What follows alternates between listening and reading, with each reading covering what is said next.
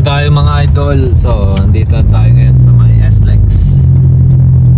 Papakita natin sa mga biyahero na pauwi ng Bicol kung saan ang magandang daan.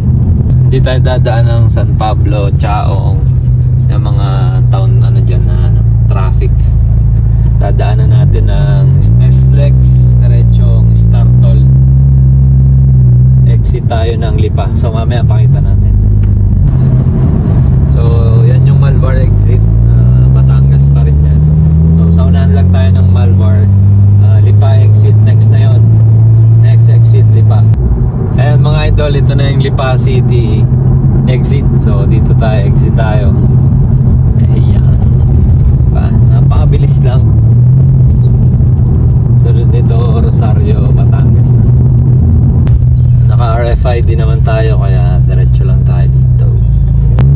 Ayan, pagka exit nyo sa Lipa, dito kanan tayo dito. Sundan natin sila. Ayan mga idol, lalagpasan nyo ang Padre Garcia, Batangas. Ayan. Batangas Racing Circuit. Ay, dito lang medyo traffic kasi may ginagawang tulay dito. Ito yung tulay na nagko-connecta sa Quezon Ecotourism na daan. So paglagpas nyo dito, dire-diretso na yung kanan lang. Tapos papunta ng Lucena yan. So ito na yun mga idol. Pag dumiretso kayo dito, papunta kayong Candelaria. Pero pag kumanan kayo, papunta yung Lucena at papuntang Bicol. So dito tayo.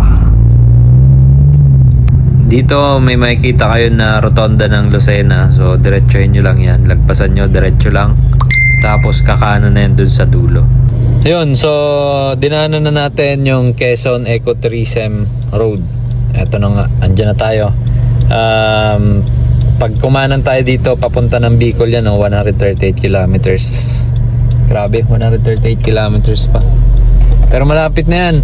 Ilang oras lang tayo galing SLEX, so 2.5 hours lang. SLEX to Lucena. Napakabilis. Kakanan tayo dyan, tapos diretso na tayo. Kain muna tayo dito sa may karinderya sa highway ng Lucena. Tapos bakbak na naman dito sa lubak-lubak na daan ng Pagbilao. Naku po, grabe. Sumasayad si Civic. Lalim. Pakigawa naman na po ito. Ano pong nangyayari sa budget natin mga pre? We are entering Jaime Marcos Highway. Napakaganda talaga ng lugar na to. Dito na tayo mga idol sa Gumaca Diversion Road. Lopez to Calawag na tayo mga idol. So ito yung tinawid ni Boss Toyo nung panahon na binabaha ang mga daan dito sa lugar na to. So ito yung tinawid ng nila, pick up. Yo, after 7 hours nandito na tayo sa gateway to Bicolandia. Napakapagod na biyahe mga idol. Lapit na, 2 hours na lang. 2 hours na biyahe na lang to. Punta yung diet kaliwa, pero nandito tayo sa kanan. Mali. Huwag may nahulog dito nung nakaraan. Doon sa gate. Ihilang tayo mga idol. Santa Elena na, let's go! Follower natin dito mga idol sa Aquastar, Barangay Bayabas. Shout out!